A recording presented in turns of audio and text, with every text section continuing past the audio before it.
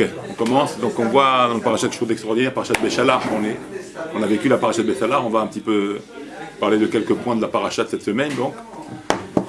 Et on a vu dans cette semaine l'ouverture de la mer Rouge. Et le Midrash nous dit que par quel mérite la mer Rouge a fait qu'elle a accepté son ouverture, comme on sait très bien que dans le Tehillim il est dit, qu'on lit dans le Hallel, d'accord, qu'est-ce qu'on dit là-bas?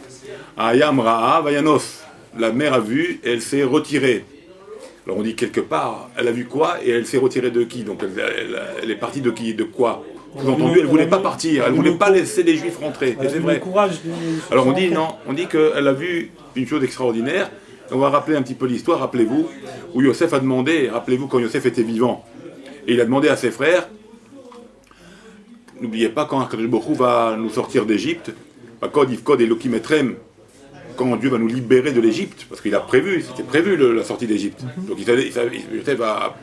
on a prévu l'entrée, mais on a prévu aussi la sortie de l'Égypte. Donc Yosef a dit à ses frères, quand il allait pour mourir, il a dit à ses frères, Pakod Yifkod Elokim Etrem, Dieu va nous libérer d'ici, mais attention, va alitem et atzmotai misei terem. N'oubliez pas mes ossements avec vous.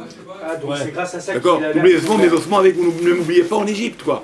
Et il dit ça à ses frères. D'ailleurs, on apprend de ce verset, misei terem, misei terem. N'oubliez pas de monter mes ossements avec vous. Mais comment avec vous? Eux aussi ils vont mourir, puisqu'ils vont l'exil, ils vont mourir. Alors pourquoi il a dit n'oubliez pas de monter mes ossements avec vous? En leur parlant, mais ils vont pas être là, ils vont se morts aussi. Ah, peut-être pour qu'avec dire, vous aussi. Avec vous aussi, que vous aussi vous allez monter de l'Égypte, vous allez monter en Israël aussi, vos ossements seront pris également, vous les vôtres aussi. Et au début ils ont enterré là-bas, et après ils ont été enterrés, par qui ils ont été enterrés? Par Moshe Rabbeinu. C'est Moshe Rabbeinu. Même les frères. Oui, tous, bien sûr. Et tout le monde est monté ensemble. Alors maintenant regardez. Alors par quoi alors maintenant là on dit que la mer n'a pas voulu s'ouvrir devant les blés Israël. Mais quand Moshe, lui qui s'est préoccupé à récupérer, il a récupéré les ossements de Moshe et ainsi de Yosef, et de tous ses frères. D'accord, il les a emmenés avec lui en sortie d'Égypte. Donc pour les enterrer en Israël, c'est pour ça qu'ils sont tous enterrés ici en Israël. Mais pendant que les Juifs, qu'est-ce qu'ils faisaient les Juifs pendant ce temps-là? Pendant que lui Moshe cherchait les ossements des frères de Yosef et de ses frères, qu'est-ce qu'ils faisaient les autres Juifs? Ils prenaient donc ils dévalisaient l'or et l'argent, comme Dieu avait promis à Abraham, rappelez-vous. Où Hachem avait promis à Abraham, ne t'inquiète pas, il avait dit à Abraham, Yitzum Berechush Gadol, ils sortiront avec une grande richesse les Bnei Israël de l'esclavage. Et c'est ce qui s'est passé. C'est pour ça que Dieu tenait à ce que cette mitzvah de récupérer l'or et l'argent des Égyptiens, il tenait à ça, Dieu, et que Moshe les laisse faire, laisse les Juifs récupérer l'argent. Pourquoi? Parce que Dieu avait promis à Abraham qu'il sortirait riche, donc il fallait que ça se réalise. De la même manière que ça s'est réalisé l'esclavage, et que Dieu avait dit à Abraham, ils seront esclaves, mais ils sortiront, de la même manière, il faut que tu réalises qu'ils sortiront, mais pas seulement en sortiront, mais ils sortiront riches. Donc il fallait laisser le temps aux Juifs de ramener donc c'est pour ça que d'ailleurs, on dit une des raisons de la Maca de Afela, de l'obscurité, c'était pour que les Juifs voient où se trouvait l'or et l'argent des Égyptiens pendant l'obscurité chez les Égyptiens, afin de savoir où était l'argent. Comme ça, quand est venue la sortie, après la Makat Bechorot, après la 10e plaie, les Juifs sont venus voir les Égyptiens, ils disent voilà, donne-moi l'argent. J'ai pas d'argent, mais regarde dans le placard, à droite, là-bas, il y a. Il leur dit ouais, t'inquiète pas, prête-moi, prête-moi, et il leur disait bidou qu'il y avait l'argent. Ils disent le mec d'où il sait ça, donc c'est vrai qu'il va me le rendre. Genre il connaît plus, il connaît. Et voilà, c'est comme ça qu'ils ont pris donc l'argent. Donc Hachem était désireux de cette chose-là, pendant que Yosef, Moshe, chercher les ossements. Alors on pose la question, mais Moshe, alors lui il est sorti pauvre dans cette histoire. Et lui il s'occupe des ossements et ils sont sortis blindés. Alors on dit non, il n'est pas sorti pauvre parce qu'il va le récompenser quand il va faire les tables. Quand Moshe va les secondes tables de la loi, il va les fabriquer pour les donner à Dieu, pour que Dieu écrit sur les tables. Parce que les deuxièmes tables de la loi, les premières étaient faites par Dieu. C'est-à-dire que toute la fabrication était faite dans la montagne. Mais les secondes tables, c'est Moshe qui les a pris avec lui, il les a montées au mont Sinaï. Les secondes. Hein? Et de la pierre, il les a montés. Et quand Hachem a gravé les paroles, les 10 paroles, tout ce qui sortait de la gravure, on va dire, de ce qui a été gravé dans les pierres, comme c'était Hachem par l'écrit de Dieu, ces pierres-là sont devenues des diamants, des pierres précieuses. Et tout ce qui sortait de la gravure, en mettant un Anochi Hachem, Elokecha, etc., tous les 10 commandements, tout ce qui a été gravé, sortaient et devenaient des pierres précieuses. Et qui c'est qui l'a récupéré? Qui c'est qui a récupéré ces pierres précieuses-là de la gravure de la main de Dieu, des 10 commandements? C'était Moshe. Donc Moshe s'est enrichi encore beaucoup plus avec le psolète, avec on va dire les détritus des pierres précieuses. Voilà, des poussières de diamant. Il est devenu extrêmement riche. Donc Hachem il n'oublie personne, même si Moshe, lui, pendant ce temps-là, il était préoccupé avec la mitzvah de Yosef. Et Moshe, il a été voilà. Alors maintenant, pourquoi je vous dis ça maintenant? Donc revenons à ce qu'on est en train de dire. Voilà, revenons à nos moutons. Qu'est-ce que j'étais en train de dire donc? Qu'est-ce qui a fait que la mer s'est reculée et a laissé le peuple juif, s'est ouverte et a laissé accepter que le peuple juif passe? Parce qu'elle ne voulait pas au début.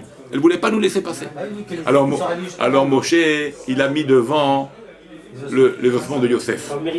Il a fait montrer le mérite de Yosef. Et là, elle a fait un bond en arrière, comme c'est marqué, Ayam Rahav et Yanos. Elle a vu la mer, elle s'est sauvée. De quoi les ossements de Yosef? Pourquoi? Parce que de la même manière que Yosef, rappelez-vous, il s'est sauvé de Potiphar, de la femme de Potiphar, il s'est sauvé d'elle. Mesure pour mesure. Mesure pour mesure, il s'est sauvé de ce péché-là. La mère l'a vu, ce srout-là, cette force de Yosef, elle a eu peur de lui. Par le srout qu'il avait de ce péché-là, elle a eu peur, elle a fait la même chose, elle aussi, elle s'est sauvée la mère de lui. Et c'est ça qui a donné la srout, dans le srout de Yosef. Maintenant, où on voit ça dans les mots de la paracha? Extraordinaire. Hein? Parce qu'il a mis devant, la mère elle a fait un bond en arrière. Mais tu sais, dans la panique, t'as les... Non, là, ils sont bloqués là-bas. Ce qu'il veut dire lui, Moshe, il n'a pas peur. Comment il a su que c'était les ossements de Yosef que ça va se réaliser, que ça va se réaliser, le miracle? Alors, c'est avec le bâton, c'est ça sa question. Ça va être avec le bâton. Non, ça va être avec le bâton également. Ça va être avec le bâton également. Il va utiliser le moyen qui va être le bâton pour faire la plaie. Comment il savait Moshe que c'était avec les ossements de Yosef? Il a emmené du srout. C'est pas qu'il savait. C'est pas qu'il savait. C'est pas qu'il savait. C'est qu'il a emmené un srout. Si tu as du srout déjà, ça se passe mieux pour nous. Donc il a ramené Il a ramené un srout. Il a ramené, comme tu dirais, un bonus. Il a emmené un mérite. Quand on emmène un mérite déjà. Pas obligatoirement tu savais. Pas obligatoirement. Il a emmené, il a fait le tzivou d'Hachem. C'est pour ça que je dis, c'est pas sûr qu'il savait. Mais en mettant des mérites à ta disposition. Lui, il a fait le tzivou. Lui, il a fait le tzivou. Il lève la main, fait la main, il a fait ce qu'il avait. Mais en emmenant du mérite, ça donne de la force. Ah oui, tu comprends? Ça donne de la force. Alors c'est ce qu'il a fait par. Voilà, bravo. C'est ce qu'il a fait en emmenant le mérite de Yosef, par les ossements de Yosef. Alors maintenant, on comprend pourquoi la mère s'est sauvée. Pourquoi la mère s'est sauvée? Parce que lui, il s'est sauvé du péché. Mida keneged mida. Maintenant, regardez où c'est allusionné dans les versets. Quelque chose de magnifique. Quelque chose de magnifique. Dans la parashat Dvarim, dans Sefer Mishneh, dans le dernier livre de la Torah, dans Sefer Dvarim, le dernier livre de la Torah, d'accord? Le dernier livre là-bas, Moshe fait le rappel de tous nos péripéties, de tout ce qu'on a vécu dans le désert. Et une des choses qu'on a vécues, bien sûr, c'était la mer Rouge. D'accord? Donc il rappelle 40 ans plus tard, 40 ans après le désert, une fois qu'on a passé les 40 ans, il rappelle à la génération, il dit, vous vous rappelez quand on était devant la mer Rouge et vous vous êtes posé la question, et comme ça là-bas, Moshe il dit comme ça. Quelle question? Miyavor lanu elever hayam, comme ça il dit Moshe. Vous vous êtes posé la question, je vais vous traduire, hein. Miyavor lanu el ever hayam, qui va nous faire passer la mer de l'autre côté? Attends. Attends, je t'aide là. D'accord. Miyavor, comme ça. Donc Moshe rappelle ce que les Bnei Israël avaient dit devant la mer, quand ils étaient devant la mer, qu'on a vécu maintenant dans cette paracha. Mais il rappelle ça aux 40 ans plus tard, avant de rentrer en Israël. Il leur rappelle tout ce qu'ils avaient fait, d'avoir confiance en Dieu. Vous vous rappelez quand vous avez dit ça? Vous vous rappelez il y a 40 ans avant, quand vous avez dit, qui va nous faire passer de l'autre côté de la mer? Qui? Mi yavor lano el ever hayam. Regardez. Mi, même. D'accord? Yavor, yud. Combien ça fait? 50. Mi yavor, lano. 50 et 30? 80. El, Aleph, 81. D'accord? Ever, 70, Aïn. 70 et 81. 151. Ayam. Hey, 156. Valeur numérique, Yosef. C'était pas... La valeur numérique du passouk qui disait, où Moshe a rappelé, qui va nous faire passer la mer? Qu'est-ce qu'on vient de dire? C'est par le srout de Yosef. Et ça, c'est allusionné dans le verset, par les premières lettres. En additionnant les premières lettres, la valeur numérique fait 156, qui correspond à la valeur numérique de 156, qui est Yosef en valeur numérique. Extraordinaire. Ça, c'est ça la Torah. Mais Moshe, il savait tout. Si moi je le sais, Moshe, il savait. Calma, Quoi? que c'est par le srout de Yosef. Eux, ils ne savaient pas, les Israël. Eux, ils sont pleins. Ils se sont plaints avec ces mots-là. Ils se sont plaints avec ces mots-là. Et Moshe, dans ces... Tu le sais parce que tu as étudié, mais les autres, est-ce qu'ils le savaient? Non, ils ne savaient pas. C'est Moshe qui savait tout. Moshe, il savait comment parler. Tu comprends? Mais pourquoi tu nous rappelles ça? On le sait, mais on il a déjà dit 3 fois. D'accord, mais la manière comment Moshe leur a rappelé avec les mots qu'il leur a dit, les rachetevot, mi ya'avor lanu el ever hayam. Une manière de le dire. De la manière qu'il a dit, dedans il y a les mots, et ça c'est marqué dans la Torah. C'est comme aujourd'hui. Alors, dans 100 ans, 200 ans, il y aura des choses qui seront écrites de notre vécu à nous, et qu'on ne savait pas sur le voisin. Enfin, on le disait sans le savoir. Un vécu sans le savoir. Alors maintenant, ce qui est extraordinaire, donc on voit que les Bnei Israël, ils ont été, la mer s'est ouverte par le srout de Yosef. Mais il n'y a pas que ça. Il y a aussi par le srout eux-mêmes des Bnei Israël. Ils avaient un mérite comme les Bnei Israël. Et c'est ce qu'on voit. Parce que quand ils étaient encore dans la mer, même là, encore Dieu ne savait pas s'il allait les faire sauver ou pas. Il ne savait pas encore, c'était un doute. Est-ce qu'on va les anéantir, les Bnei Israël, ou pas? Parce que c'était beaucoup d'accusations. Pendant qu'il était en train de passer, il y a eu beaucoup d'accusations dans le ciel. Le Satan, il a fortement accusé le Bnei Israël. Même avec Moshe dans l'eau. Avec Moshe dans l'eau. Il n'y a que Moshe qui aurait peut-être pu se...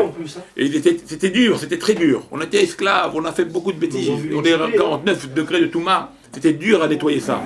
Les plaintes n'ont pas cessé encore jusqu'à peine 3, même pas encore, on est à peine 7 jours de la sortie, déjà ils se plaignent.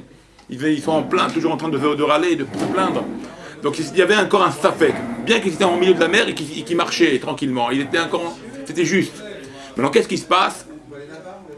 C'est pour ça qu'il est dit Ve'alou bnei Israël hamushim alou bnei Israël. Comment il est dit dans le verset? Ve'alou bnei Israël ve'hamushim alou bnei Israël. D'accord? Ils sont montés hamushim. Rachid explique qu'est-ce que ça veut dire hamushim. Plusieurs explications. Une des explications hamushim qui sont montés, 1/5, 4/5 est mort pendant la plaie des ténèbres et 1/5 est monté. Donc pour nous dire que 1/5 seulement est sorti d'Égypte. 1/5. Le coca, c'est là-bas. Restez silencieux, par contre. Restez silencieux. Hein, on a le droit de manger et écouter en même temps. Voilà, oui, d'accord. Faites attention, tenez bien le. D'accord. Sans commentaire. On le mange, on écoute. Sans commentaire. Il fait esprit pour qu'on parle pas. Je répète. Donc, un autre mérite qu'on voit par le mérite de Yosef, comme on vient d'expliquer, un autre mérite qu'on voit, le pasuk nous dit donc Ve'hamushim alou bnei Israël me'eretz Mitzrayim. Ils sont montés Hamushim de la terre d'Égypte. Alors, c'est quoi Hamushim? Ils sont montés de Hamushim de la terre d'Égypte. Qu'est-ce que ça veut dire Hamushim? Hamushim, plusieurs explications. Une des explications, c'est pour nous dire Hamushim milachon 1/5. Hamishim. 1/5 des Bnei Israël sont montés d'Égypte. Ouais, pour nous dire que 4/5 sont morts. Énorme. Pendant la plaie des ténèbres. Ils sont tous morts, les Juifs. Ouais. Pendant la plaie des ténèbres, sont morts 4/5 du peuple. Ça veut dire 80%. Ils avaient été épargnés. Non, ils ont été épargnés seulement 1/5. Ah bon? Ouais. Qu'est-ce qui va se passer grosso modo? Et c'est 600 000. Écoutez-moi d'abord, écoutez d'abord. Il y a 4/5, comme ça explique Rashi, Hamushim, pour nous dire 1/5 est resté vivant, 4/5 sont morts pendant la plaie des ténèbres. Pendant la plaie des ténèbres, pas pendant la plaie des Bechorot. Pour pas que les Égyptiens voient la mort des Juifs, ils ont eu le temps de les enterrer, comme ça personne, les Égyptiens ne s'aperçoivent pas que les Juifs ont été punis. Tu as bien en une nuit, d'accord? les enterrements, on doit voler. C'est Dieu qui les a enterrés, tout tic-tac, tout automatique. Tic-tac, c'est Dieu qui a tout fait. Voilà. Ça c'est la première explication. Pourquoi ils ne sont pas sortis d'Égypte, nous disent les sages? Parce qu'ils n'étaient pas d'accord, pas parce qu'ils faisaient des péchés. Parce que ceux qui sont sortis aussi faisaient plein de péchés. Il n'y a pas de différence. Pourquoi ils ont été punis, ceux-là, et ceux-là, oui, ils sont sortis, et ceux-là, non, ils ne sont pas sortis? Tout simplement, pour la seule raison, ils n'étaient pas d'accord avec la délivrance. On ne veut pas sortir d'Égypte.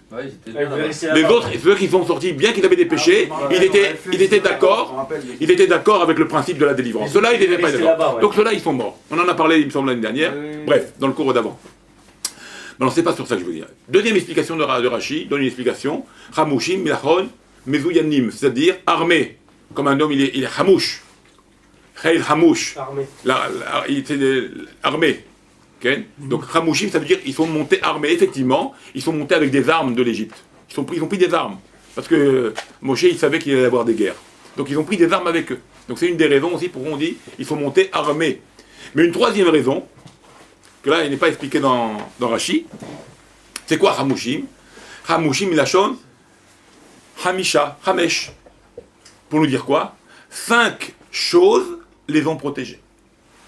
Comme ils étaient, comme je vous l'ai dit au début, ils étaient en din, il y avait un deal déjà dans le ciel. Est-ce qu'on va les garder en vie quand ils passent la mer ou pas? Les Bnei Israël, déjà il y avait un din sur eux, il y avait une xéra.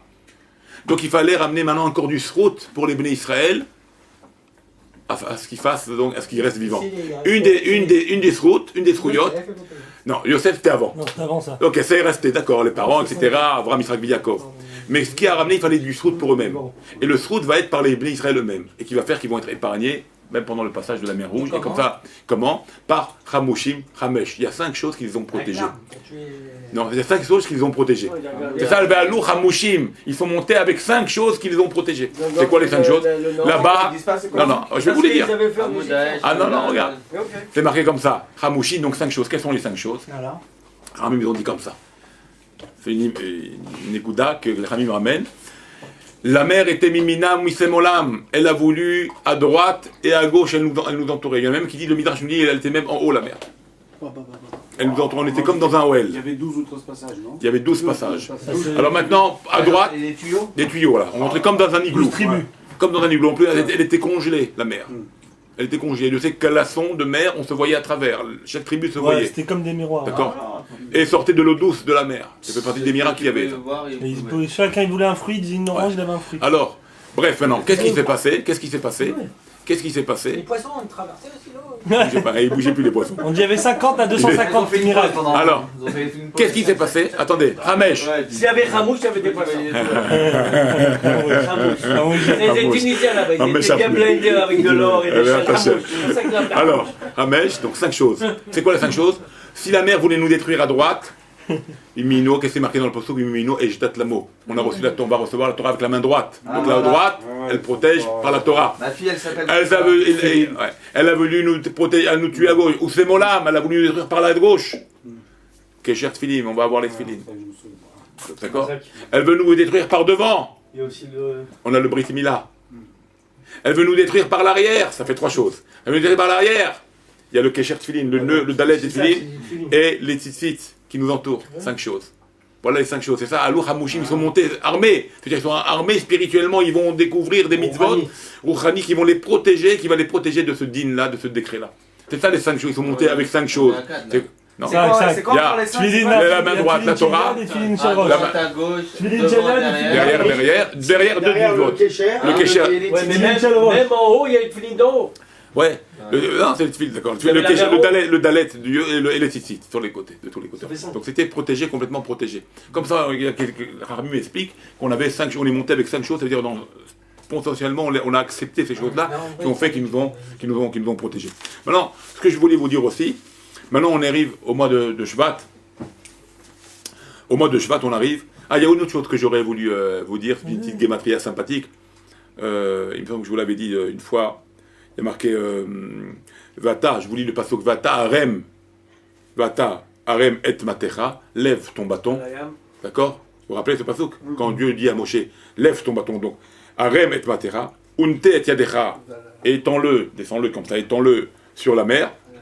Descends ta main, Venate et Yadecha, Alayam sur la mer, Ufkaeu, et la mer s'ouvrira, se coupera.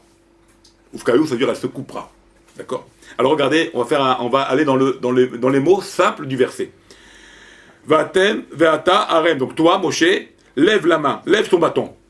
C'est comme on dit le bâton en hébreu, même, tête et chaf. Matecha, d'accord? Vous êtes d'accord? Même tête. Alors lève ton bâton, lève matecha. Lève matecha. Alors on va aller dans le sens le plus simple. Lève matecha. Lève les lettres même. Lève-les, les lettres qui sont le même, le tête et le chaf de matecha. Lève-les. C'est quoi lève-les? Passe-les à la lettre supérieure. Ouais. C'est ça, lève-les. Lève-les, mets-les à la lettre supérieure. On va obtenir le mot, je l'ai marqué pour pas non plus... on va obtenir, donc même c'est le nil, le nun, le tête c'est le yud, et le chaf, ça sera le lamed. Donc ce sera le mot nil. Nun, yud, lamed. On obtient le mot nun, yud, lamed. Attendez. Donc après, benete et yadecha, et étends ta main, ça veut dire descends ta main. Nete. Et là tu descends les lettres. Donc là tu descends les lettres. De quoi? De unte et yadecha. D'accord? Donc on obtient le mot. Ça fait, ça fait quoi le Nil. Ça fait le mot Nil, Nun, Yud, Lamed. Mais c'est pas le nom qu'il faut retenir, c'est la valeur numérique qu'on va retenir. Écoutez-moi. Attendez.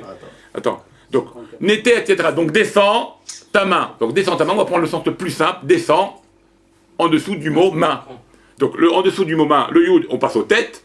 Le Dalet, on passe au Gimel. Le Chaf de Yadecha, on passe au Yud. D'accord? Ça fait aux têtes, Gimel, Yud. Donc ça fait Tagi. Le mot Tagi. Bon, ça veut rien dire. On va prendre la valeur numérique. Rappelez-vous de la valeur. Donc on a augmenté les lettres. Ça fait Nil. Maintenant on obtient le mot. En diminuant le mot Netet Yadecha, diminue ta main. Descends ta main. Donc on va descendre par rapport au mot main. On obtient les lettres qui sont en dessous du mot Yadecha. D'accord? Ça fait le mot Tagi. Après, Yadecha Alayam. D'accord? Al-Ayam. Maintenant Al-Ayam. Maintenant Al-Ayam. Et rajoute sur le mot mer. Al-Ayam. Au-dessus de Yam. Maintenant Yam c'est Yud. Et Mem. Donc Yud, au-dessus de Yud c'est Chaf. Et Mem c'est Nun. Donc ça on obtient Ren. Ok? Maintenant faisons la valeur numérique de ces trois noms-là. Donc Nil, Tagi et Ren. Ça fait en valeur numérique 182. Pour aller plus vite, hein, pas maintenant, vous faire le calcul. J'ai calculé tout seul. D'accord? Ça fait 182. Et après, il est dit dans la pastouk, Oufkaeu. Ça veut dire quoi? Et divise-le. La mer était divisée. Ça fait que la mer s'est divisée. Donc 182 divisé par 2, ça fait 91. C'est quoi 91? Le nom de Dieu, Hachem Adnout, 65, et Havaya, 26. Pour dire que c'est ces deux noms de Dieu qui ont ouvert la mer pour les Bnei Israël. C'est la Shekhinah qui l'a ouvert. Adoshem, pour nous dire que c'est bien Dieu qui ouvre la mer. Adoshem, 26. Adonna, Aleph, Dalet, Nun, non pas Elohim. Aleph, Dalet, Nun, Yud, ça fait 65. Adoshem. Et le Yud Kevavke, 26. 65 et 26. 65 et 26, 91. Et on obtient 91. C'est bien Hachem qui a ouvert la mer. Et c'est comme ça, c'est ça le secret de ce verset. Si on fait monte la main, descend la main, rajoute là au mot Yam, rajoute à Yam, le calcul, Oufkaïou divise ça par 2, 91, valeur numérique du nom de Dieu qui a fait toutes ces mesures pour Yosef. Tu comprends? Il a fait mesure pour Yosef. D'accord. D'accord. Vous avez compris le... Plus fort que le Forex. C'est extraordinaire. Dans les mots, déjà, tu peux trouver des ramadés. Alors, on va continuer. Maintenant... Elle était un petit peu compliquée. D'habitude, c'est juste des... Ouais, mais là, là, il est rare. Reviens encore. Non, c'est un autre, celui-là. C'est un livre. Picanti. Je dirais après, c'est un autre livre. Maintenant, il y a quelque chose que j'ai vu. Dis-leur, il est piquant, on va chercher. Ouais. Alors maintenant, quelque chose d'extraordinaire. D'accord? Maintenant, quelque chose d'extraordinaire. On est au mois de Shvat. Le mois de Shvat, on arrive à Toubi Shvat. Le mois de Shvat, il faut savoir que le mois de Shvat, c'est Shvat et Shin Bet Tet, on écrit Shvat. Il faut savoir, c'est Rachetevot, Cheteye, Besorot, Tovot. Il dit que ce soit des bonnes nouvelles. Ce mois-là, c'est le mois des bonnes nouvelles. Maintenant, il faut savoir que le mois de Shvat en valeur numérique, ça fait combien? 311. 311, c'est Shvat. Maintenant, 311, c'est Shvat, c'est le mois de Shvat, et on sait très bien que le mois de Shvat, c'est le mois des arbres. Comme c'est marqué, Adam ou Etz Hasadeh. L'homme est comparé, il est comparé à l'arbre. Donc on voit que le mois de Shvat, il est en relation avec l'arbre et avec l'homme. Donc Shvat, c'est pour ça que Shvat, en valeur numérique, c'est Ish, c'est l'homme. D'accord? Donc l'homme, il a quelque chose à faire au mois de Shvat. Et qu'est-ce qu'il a à faire, l'homme, au mois de Shvat? Qu'est-ce qu'il a à faire, l'homme, au mois de Shvat? D'accord? Il doit compter des arbres. Mais ça, c'est le côté le plus simple. C'est le côté le plus simple. Regardez ce qu'il a à faire. On va découvrir ce que l'homme il doit faire, surtout maintenant. Il doit se renforcer pour qu'il y ait des bonnes nouvelles à tout le peuple juif. Il faut que l'homme se renforce. C'est pour ça que Shvat, c'est 311, ça correspond à l'homme. Qui est Shvat, qui correspond aussi à l'arbre. Parce que c'est le mois des arbres. La nouvelle année des arbres. Maintenant, dans le mois de Shvat, comment on dit un arbre en hébreu? Ilan. Ilan, combien c'est en valeur numérique? 91. 91. Qu'est-ce que c'est 91? C'est Adnout et Yud Kevavke. C'est 65 et 26. Les deux noms de Dieu. Ça veut dire que Ilan, c'est pas fini, c'est pas terminé. Ilan qui est l'arbre, l'homme doit faire vivre l'arbre. C'est quoi l'arbre? Qui est comparé à l'arbre. L'homme est comparé à l'arbre. C'est-à-dire qu'en lui, il faut qu'il a Adnout et Yud Kevavke. Il faut que la notion de 91, il faut qu'il la fasse apparaître. Pour qu'il soit un homme vivant, que l'arbre est comparé, que l'homme, qu'on le compare avec l'arbre, il faut qu'il soit un homme vivant, comme un arbre vivant, le Ilan, pour qu'il soit vivant, il faut qu'il y ait les deux noms de Dieu. Adnout et Yudke Vavke. C'est l'union des deux. C'est l'homme aussi doit faire pareil. C'est pour ça que Shvat c'est 311 comme Ish 311. Ish ça veut dire, Ish c'est aussi 311, comme Shvat. Pour lire, l'homme il doit faire les 91, il doit arriver à aussi 91, faire l'addition. Comment il fait 91? Nous dit les Chachamim, nous dévoilent, tout simplement, on va manger des fruits, on va faire des brachot, il faut répondre Amen. Amen, valeur numérique, 91. Donc pendant ces moments de brachot qu'on va faire, il faudra répondre Amen comme il faut. Ça fait 91, c'est l'addition du nom de Dieu, des deux noms de Dieu. Et ça se fait pendant le mois de Shvat, précisément. Parce que ça se fait pendant le mois. Et quand tu manges un fruit, tu réponds Amen. Qu'est-ce que tu crées? Tu crées un malach. Combien c'est malach en valeur numérique? 91. Tu crées un malach qui va te protéger. Et quel malach qui va te protéger? C'est quel malach qui vient nous protéger? Michael sans le Yud, ça fait aussi 91. Michael sans le Yud, ça fait aussi 91. C'est l'ange Michael. Et pas seulement l'ange Michael. C'est l'ange Raphaël. Parce que l'ange Raphaël, ça fait combien en valeur numérique? Ouais. L'ange Raphaël, ça fait combien en valeur numérique? Combien ça fait l'ange Raphaël en valeur numérique? 311. La même valeur que l'homme. Quand un homme, il fait ce qu'il a à faire, il emmène Dieu, le 91, l'association de Dieu, Adnout et Yud Kevavke ensemble, par ses brachot en répondant Amen. D'accord? Il crée un ange protecteur. Par quoi? Par le fait qu'il est Ma'achal. Il mange. Ma'achal en valeur numérique, 91. Le fait qu'il mange, Ma'achal, c'est 91. Quand il mange, il crée un ange protecteur qui sera Michael sans le Yud, ça fait 91, et qui crée l'ange par le Srout qui soit un homme. Et qui crée le fait qu'il soit un homme, il va créer l'ange Raphaël. Valeur numérique de Raphaël, 311.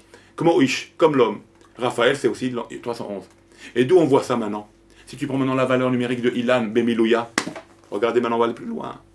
Tu prends la valeur numérique de Ilan. Prends Ilan. Le milouï de Ilan. Aleph. Vous savez ce que c'est le milouï de Ilan? C'est-à-dire Ilan, on écrit Aleph, Yud, Lamed, Nun. C'est comme ça on écrit Ilan, d'accord? Maintenant le milouï, c'est quoi le milouï? C'est-à-dire c'est le Aleph. Aleph, j'ai écrit tout le mot Aleph. Aleph, Lamed, P. Aleph. D'accord? Ensuite, Yud, Vav, Dalet. Ok? Ensuite, Lamed de Ilan, Lamed, Mem, Dalet. D'accord? Vous comprenez ce que c'est le milouï? Et ensuite, le Nun de Ilan, Nun, Vav, Nun. Tout ça, vous additionnez toutes ces lettres maintenant dans le milouï de Ilan. Combien c'est? 311. Bravo, 311. Dans le mot Ilan, qui est l'arbre, il y a l'homme. Pour bien nous dire que Etz, Adam ou Etz, ça c'est l'homme, est comparé à l'arbre. Pour ça effectivement. Un dans l'autre, l'homme et l'arbre, c'est pas l'homme et l'arbre, c'est pareil. Et pourquoi? Tu peux le voir là-bas dans le. Maintenant, pourquoi c'est comme ça? Pourquoi c'est comme ça? Voilà, d'accord? Pourquoi c'est comme ça? Pourquoi c'est comme ça? Pourquoi? Pourquoi c'est comme ça? T'entends? Pourquoi c'est comme ça? Pourquoi l'homme il ressemble à l'arbre? Pourquoi? Parce que l'arbre, il a des racines. Écoutez ça les enfants. Pourquoi l'homme il ressemble à l'arbre? Pourquoi dans Ilan il y a Ish? Dans Ilan il y a Ish aussi, les deux, pour dire l'arbre et l'arbre c'est pareil. Maintenant on comprend le passouk. Adam ou Etz Asadeh. L'homme il ressemble comme ça, la Torah dit l'homme il ressemble à l'arbre. Quel rapport? On comprend tout. Ilan il est Ish aussi. Ilan l'arbre c'est Ish, c'est 311 dedans. Et Ilan c'est 91. Pour dire qu'il faut, pour être un homme, il faut faire les brachot, il faut faire le 91, emmener Dieu dans son chilouv. Adnout et voyez, sinon on n'est pas un homme. T'es pas comparé à un arbre, cet arbre-là il tiendra pas, cet homme-là il tiendra pas s'il n'y a pas Dieu avec, s'il n'y a pas le 91. Parce qu'il a en valeur numérique c'est 91, tout seul, sans le Emiloui. Tu comprends? Alors maintenant qu'est-ce qui se passe? Pourquoi c'est comme ça? Parce qu'un arbre il a des racines, il a un tronc et il a des fruits. Pareil un homme. S'il ne vit pas comme un arbre, il ne peut pas tenir. Il faut qu'il soit soudé à ses racines. C'est quoi ces racines? C'est à Massé Avot, c'est Manebanim. Il faut que se rappelle ses pères, Abraham, Yitzhak, Yaakov, nos grands-parents, nos ancêtres. Il faut qu'on vive avec notre passé. Il ne faut pas couper du passé. On a Abraham, Yitzhak, Yaakov, nous, c'est par le mérite de nos pères qu'on arrive à vivre, qu'on est toujours encore le peuple juif aujourd'hui. Comme on l'a expliqué au début du cours, c'est par le trou de Yosef qu'on est sorti d'Égypte. Tu comprends? Il s'est sauvé de Potiphar, la mère s'est sauvée devant lui. Par ces srouillottes là, alors nous aussi, si on a des sroutes, et comment on peut avoir le srout? Quand on se rappelle d'Abraham, Yitzhak et Yaakov, ça ramène du srout au peuple juif. Par leur mérite, de tout ce qu'ils ont fait.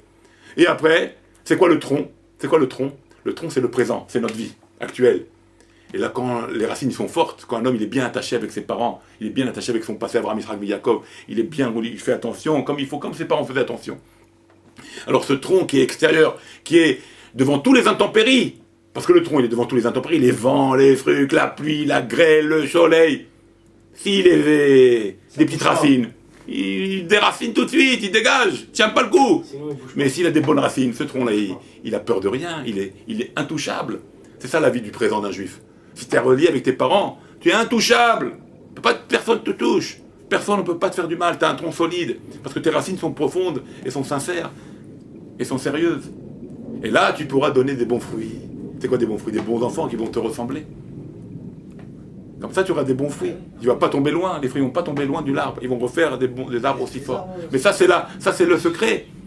Être comme un arbre fort, un arbre puissant. Là, demain, tu pourras toi faire pareil demain. Si tu continues. Mais si ni Torah, ni mitzvot, ni brachot, ni amen, ni wello.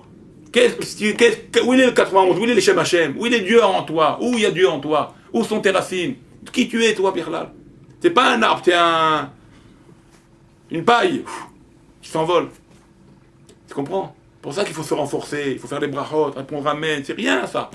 C'est rien, on se fait des anges pour des malars, 91. Raphaël 311, l'homme qui représente l'homme. Michael, sans le Yud, ça fait 91. Extraordinaire. Par quoi? Parce que le fait que tu manges Mahal, 91. On dit amen. Tu fais le chilouf chez Machem. On se rend pas compte, des petits trucs, comment elles peuvent nous faire grandir. C'est rien, ça, c'est rien. C'est rien, ça. Alors imagine-toi des petits jeux. Imagine-toi maintenant si tu fais des grandes choses. C'est pas t'es malach Hachem, t'es vakot. T'es un ange, tu fais des grandes choses. Un ange, Dieu il t'aime comme un ange. Hachem. Ça c'est pour les petites choses. Vous comprenez? Et ça c'est des choses qu'on peut faire, que l'homme peut avancer, peut progresser. Comme ça j'ai cherché pour arriver à avoir toutes ces choses-là. Tu comprends? Et ça, c'est pour ça maintenant tu comprends. C'est pour ça maintenant tu comprends. Quand la Mishnah dit Manae ilanze, qu'il est beau cet arbre. Manae ilanze, rachetevot. Manae ilan. Ma, mem, nae, nun, aleph, ilan. Qu'est-ce qu'il est beau cet arbre? Ça fait rachetevot, amen. Ma, mem, nae, nun, et aleph, ça fait amen. Tu changes les lettres, tu les mets à l'endroit, ça fait amen. Qu'est-ce qu'il est beau cet arbre? Amen. Tu comprends? C'est la notion de dire qu'il est beau, il est bon son fruit, on fait des brachot, c'est ça, comme ça c'est beau. Quand tu fais amen, là, tout prend de la valeur, tout prend de la beauté, tout prend de la vie. Mais il n'y a pas d'amen, il n'y a pas de bracha, c'est zéro. Tu détruis, tu mets calquel. Tu comprends? Ça, c'est des choses qu'il faut faire attention, qu'il faut penser à ça de manière plus sérieuse et s'investir un peu plus. Comme c'est marqué que, je ne sais pas si je vous l'avais dit, ça, on a parlé de ça, je ne sais pas si on a parlé de ça, comme c'est marqué. Ashrei Maskil El Dal, on a parlé de ça? Ouais, Dal. D'accord? Dal, c'était la Shrina, on a parlé de ça. Il faut enrichir Ashrei Maskil El Dal. Heureux celui-là qui enrichit le Dal, le pauvre. C'est qui le pauvre? C'est la Shrina. D'accord? Parce qu'on a fait le rapport avec Parashat Bo. Bo El, Bet Aleph, avec le Aleph, ça fait 4. Bet Aleph, Bo, ça fait 3. El, Aleph, de El, ça fait 4. Dal, ça fait Dalet, la lettre Dalet. Avec le L de El, le Lamed, ça fait El, ça fait Dal. Bo el dal, bo el, paro, bo el, ça veut dire pour dire que le dal, que la shrina elle est déjà là-bas. Mais si on n'enrichit pas la shrina, elle n'a pas le désir de nous sortir. Si on ne donne pas de la vie à la shrina, on ne lui donne pas l'envie, la shrina, Dieu, de nous délivrer. Il ne nous délivre pas. Pour ça qu'il faut faire cette chose-là, pour qu'il ait l'envie de nous délivrer, Hachem. Il faut qu'il ait l'envie, c'est pour ça qu'on doit l'enrichir, c'est pour ça qu'il dit Ashrei Maskil el Dal, heureux celui-là qui donne la vie, du maskil, de la chorma, de l'envie aux pauvres de nous délivrer. Qui c'est le pauvre? C'est la shrina. Comme on a expliqué. Vous comprenez? Et ça, il faut donner l'envie à ça. Il faut que Dieu il a envie de nous délivrer. Et par quoi il a l'envie? Comme on vient d'expliquer. Par ces petites choses, par Amen, par les brachot, par le Ma'achal, par faire que il y a le Shiluv Hashem toujours en nous, qu'il y a Dieu toujours en nous.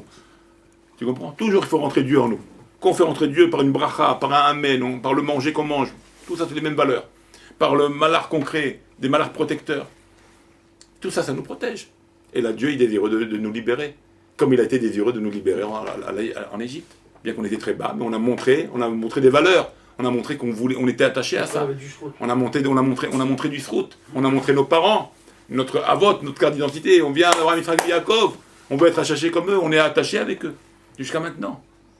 Bon, et c'est ça qui donne du srout et de l'envie à la Shekhinah de nous délivrer. Vous comprenez? Et ça, c'est une chose qu'il faut pas oublier. Et ça, c'est le. Comme ça, j'ai noté ici ce petit point-là. Et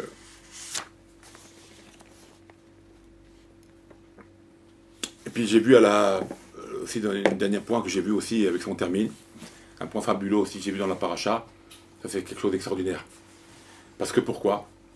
Parce qu'à la fin d'une vie d'un homme, Hachem, nous, on va se trouver devant Dieu. À la fin d'une vie d'un homme. Après 120 ans, on va être devant Dieu. Et Hachem, il va nous dire que ça fait mon fils. D'accord? Une des questions qu'il va nous poser, c'est est-ce que tu as étudié? Est-ce que tu as... Bon, on connaît. Alors, où c'est marqué ça dans la paracha?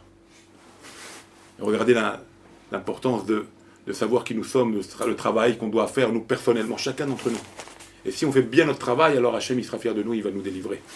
Parce que regardez, il est marqué, regardez maintenant le pasuk. Vayavohu Elima. Ils sont arrivés à Elima, les Bnei Israël. C'est un endroit qui s'appelait Elima. Ils sont arrivés à Elima. Vayavohu Elima. Okay. Vesham, et là-bas, Shtem Esrei, Mayenot, Maïm. Il y avait 12 sources. Des sources. Il y avait 12 sources. C'est ça qu'il dit le pasuk. Je ne sais pas si je l'ai marqué, je ne sais pas s'il est marqué ici, le pasuk. Si on prend un foumash, d'accord. Ove Shivim, Veshivim, Temarim. Et 70 palmiers. Donc il y avait 12 choses. D'accord? Qu'est-ce que ça veut dire, Passouk? C'est Passouk qui parle à la fin de notre vie. Vayavohu Elima. Ils sont arrivés à Elima. C'est quoi Elima? C'est les mêmes lettres, écoutez-moi bien. Dans le mot Elima, c'est les mêmes lettres que Elohim. C'est les mêmes lettres que Elohim. 70 et 70 ans non. Elima, c'est les mêmes lettres. Tu prends le mot Aleph, Lamed, Eli, Liud, Mem, He. Tu les mets dans le sens de Dieu, ça fait Elohim. Elima, c'est les mêmes lettres que Dieu. Donc Vayavohu, qui c'est Vayavohu? Nous. On va arriver devant Dieu. À Elima, on va arriver devant Dieu. Puisque Elima, c'est les mêmes lettres que Elohim. Donc on va arriver devant Dieu. Vesham est là-bas. Les lettres, le mot Sham, c'est Vav, Shin et Mem. Si j'intervertis les lettres, ou Shmo, on va te dire quel est ton nom.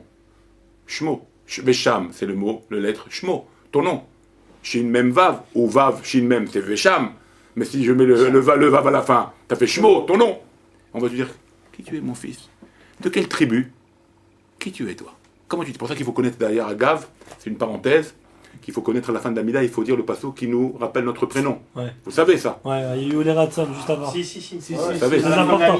Très important ça. Il commence avec ta lettre et qui finit par ta lettre. Pas ça. Le passouk qui rappelle notre prénom. Si, c'est ça. Ton prénom après. Avant, il y a eu les Ratson. Le début et la fin, ouais. Ou bien même un passouk qui a notre prénom entièrement dedans, c'est pareil. Pour qu'on se rappelle notre prénom. Parce qu'on va dire il faudra dire quel est notre prénom. Je sais pas moi, je sais. Alors il faut j'ai trouvé un passouk que je te donne. Raphaël, il y a un passouk qui commence par Resh et qui termine par Lamed. Il faut que je te donne. Bon d'accord. Les anciens Patar Eliaou. C'est pour ça que tu devras dire ton nom. Non mais c'est plus logique ce que tu dis. Parce qu'en fait, on fait la Mida devant Dieu, on se présente d'abord par nos grands-parents, nos grands-parents. On se route de nos pères. Après il faudra terminer, je suis le... On dit tout le tralala pour se dire à la fin, voilà. Signé Raphaël. C'est vrai. Alors il va nous dire, Vesham est là-bas, dans Elima, c'est quand tu te présenteras devant Elohim. Vesham ou Shmo, on va te dire quel est ton nom. Mais explique-leur où ça se dit. Parce que d'accord, c'est pas un problème. Bientôt dans le site internet, il y aura aussi toute la liste de tous les prénoms. Non, mais je vais te le dire. Je te donnerai. D'accord. Bref. Et là, on va te poser quel est ton nom. Et qui c'est qui va venir pour dire de quelle tribu?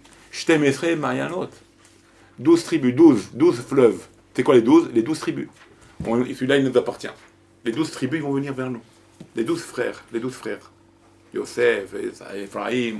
Nous, on est de la tribu Yehuda, non? Alors là, ils vont venir. Ça nous appartient. Et qu'est-ce qui va se passer? Shtem Esrei Mayanot, Maïm. C'est quoi Mayanot? La chaîne Youn. Ils vont décortiquer le din. Youn, ça veut dire ils vont à la Hayen, les Hayen. La Hayen, ça veut dire ils vont approfondir. Voilà, Beyoun. Ils vont approfondir ton cas. Qui c'est ce monsieur-là? Il se prétend de ma tribu. Tu l'as Yehuda. Tribu de Yehuda, celui-là. Qu'est-ce qu'il a fait pour moi, celui-là? Il a répondu Amen à celui-là. Il a mangé avec la bracha. Il a mis les tefilines. Il a fait ce qu'il faut. Viens voir. Tu es tribu de Yehuda, toi? Oui. Alors viens ici. Et alors on va être Mehayen, on va chercher, on va décortiquer qui tu es. Sur quoi on va décortiquer le plus? Ça fait peur le Bien sûr. Ça fait peur le Et sur quoi ils vont décortiquer le plus? Sur quoi? Mahayen, Mayanot, Maïm. Sur l'eau. C'est quoi l'eau? Maïm est là. Torah. Combien de Torah t'as étudié, toi? Combien d'eau t'as fait? Combien de Torah t'as fait? Boule à zéro. Mais qu'est-ce que... Et tu te prétends... Et tu te prétends, toi, de m'attribuer, toi? C'est l'enfer. Tu vois très bien? Alors c'est pour ça qu'après... Et qui c'est qui va te faire le dîn maintenant? Alors allez, passe au dîn. On passe au tribunal. Tribunal, combien il faut être pour le tribunal? Le grand tribunal? 70, c'est les 70 palmiers. Pourquoi les palmiers, c'est le tribunal? D'où se dit que ça va être les tzadikim d'en haut qui vont nous attendre pour le tribunal? 70, il va avoir sage. Pourquoi? Parce qu'il est marqué Tzadik, Katamar, Ifrah. Qu'est-ce que c'est marqué? Tzadik, le Tzadik, Katamar, il est comme le palmier. Il est comme le Tzadik, Katamar, il est comme le palmier. Il pousse le Tzadik, comme un palmier. Donc le palmier, il est comparé au Tzadik. Pour nous dire que le verset qui dit il y avait 70 palmiers, ça sera les 70 Tzadikim qui vont être en dos pour nous faire le din. Le din. T'as compris? C'est pour ça qu'il faut. Mais non, c'est pas dur. On n'est pas parti de ce monde encore au Hachem. Pas parti. Voilà, donc le Ben Sanhedrin, c'est Din 71. Donc peut-être Moshe va venir. Ouais, c'est toujours. 71. Ça, toujours. 70, il a rien à mis. Mais Moshe, c'est lui qui dit ça. C'est lui le patron. 71.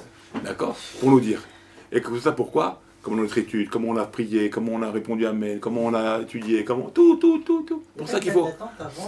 C'est pour ça que. Non, c'est là la salle d'attente. C'est ici la salle d'attente. C'est ici dans ce monde, Abouya. C'est ici la salle d'attente. C'est là qu'on prend les forces. Dans ce monde-là. C'est pour ça que, tant qu'on est vivant, pour ça je vous dis, tant qu'on est vivant, il faut profiter, il faut ramasser dans cette vie-là. Vous voyez, le monde il passe vite, la vie elle passe vite, le temps il passe vite. On entend des trucs, des fois des catastrophes, on dit celui-là, pourquoi il est mort? Rav Gabbaï, on pensait qu'il allait partir celui-là. Il a 61 ans, alors qu'est-ce qu'il a celui-là? Un homme qui a donné, heureusement qu'il a donné. Voilà, il est mort. Il a pris le paquet, il a pris le gros lot, comme on dit. Mais sinon, qu'est-ce qu'il a? S'il serait parti maintenant 61 ans, il n'a rien fait, mais imagine maintenant. Miskin. En plus, un homme lève, il a eu une crise cardiaque, il n'a même pas le temps de faire Djouba. Mais heureusement que c'est arrivé à ce tzaddik-là, quelque part. Quelque part, c'est une récompense dans sa mort, qu'il a accumulé au moins toute une vie de Torah et de mitzvot. Il a eu un homme lève, il a eu une crise cardiaque. Il n'a pas le temps de faire Djouba, il n'a pas besoin, il était déjà dans la Djouba, toute sa vie c'était de la Torah et de mitzvot. Donc, c'est une mort gentille. Une mort, il n'a pas senti. Comme ceux qui partent. Mais ceux qui partent avec la maladie. Mais d'un autre côté, ceux qui partent avec la maladie, ça peut les réveiller à la Djouba. Regardez la bonté de Dieu maintenant, on comprend la bonté de Dieu. Maintenant le type il est malade, on dit mesquin. Peut-être c'est pour qu'il fasse tchouva, on lui laisse le temps de faire tchouva, il n'a rien fait toute sa vie. L'autre ça dit qu'on peut le tuer, Dieu il peut l'enlever avec une crise cardiaque, parce qu'il a déjà Baruch Hashem un paquet, au moins on ne le fait pas souffrir dans sa mort. Mais le rachat, pourquoi on lui laisse avec la maladie? On le laisse traîner comme ça, pourquoi? Peut-être qu'il va faire tchouva, au moins qu'il fasse tchouva. Il n'a rien fait toute sa vie, au moins qu'il fasse tchouva. Mais enfin, il y a bien des tu comprends? qui meurent. Oh, sinon il y a tous les cas de figure. Mais c'est ça que maintenant je suis en train de vous dire. Il y a toutes les cas de figure. Je vous donne un exemple. Comment des fois, une crise cardiaque, elle peut être quelque part une bonté. Pour certains, le plus grand malheur de mourir en crise cardiaque. Mais pour certains, une bonté. Pourquoi le plus grand malheur de mourir en crise cardiaque? Parce que si le type il n'a rien fait toute sa vie et qu'il meurt en crise cardiaque, il n'a pas eu le temps de faire tchouva. Halet. Vous comprenez? Même ceux qui ont des accidents. Hein? Qui se fait tuer ou accident, ça. C'est pour ça qu'il faut faire tchouva vite. C'est pour ça que tant qu'on est vivant et on peut parler, on a l'esprit, parce qu'il faut l'esprit pour la tchouva. Si t'as plus l'esprit, t'as peur de tête aussi, ça une autre paire de manches. Mais tant qu'on est vivant, tant qu'on est en bonne santé, vite on revient à Dieu. Il dit excuse-moi Hachem, je vais essayer maintenant de m'arranger, je vais essayer de m'améliorer, je vais faire des progrès, je vais faire mes brachot le matin, au moins les tefilines, mon Shabbat comme il faut. Rentrer dans ça au moins, mais avant on ne sait pas.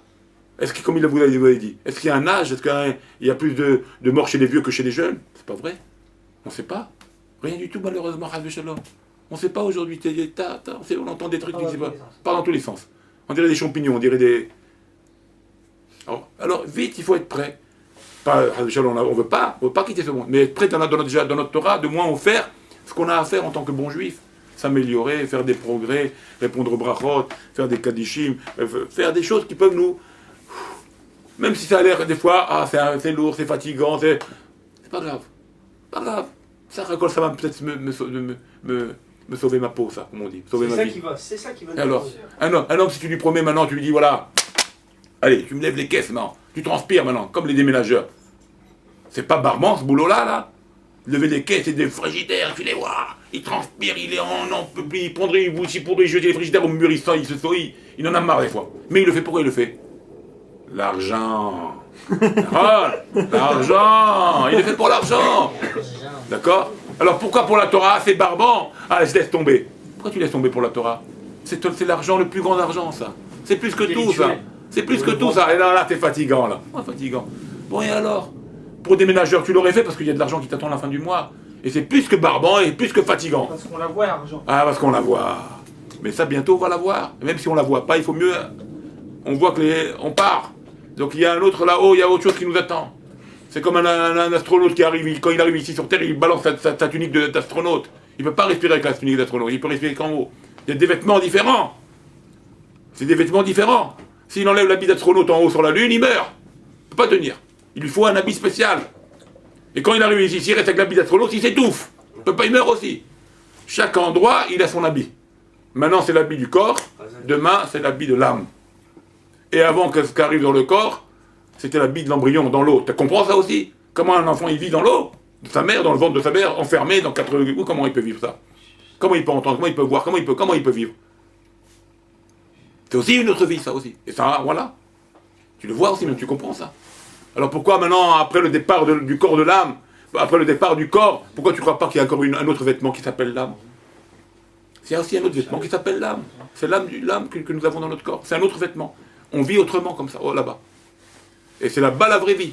Et c'est là-bas l'accumulation de tous nos efforts qu'on a fait sur cette terre. Et c'est pour ça qu'il ne faut pas perdre de temps. Avec n'importe quoi qu'on peut faire une mitzvah, yallah, on fait, on saute dessus. C'est barbant, pas barbant, c'est pas grave. J'aurais été fatigué, barbé, je l'aurais fait quand même. Pour de l'argent. Alors je le fais pour ça aussi. Comme il a dit, il faut avoir la Emouna, il faut être sûr. La Emouna sûre, et pas grave. On la voit. Tu peux voir beaucoup de choses. C'est spirituel, c'est et pas grave, on voit, mon frère. On voit pas, je te dis pourquoi. Toi, tu vois pas. Toi, tu vois pas. Non, parce que c'est ça son travail. Il essaie de mettre du doute. Ouais, tu dis. Quand on a plein vite, c'est pas maintenant, on touche pas. Non, plein. Toi, tu crois que tu touches pas. Il essaie de mettre du doute. Il est chaud bouillant, il veut toucher. On a tous en Je sais pourquoi on est des mythos, parce que si on ne croit pas, on ne voit pas. Pourquoi quand on est dans la tsar, tout de suite on va prier, on va faire les trucs. Alors pourquoi? Même le plus grand des chiloniques quand il est en tsar, pour aujourd'hui. pourquoi il va faire Kratcha? Pourquoi il va faire les trucs?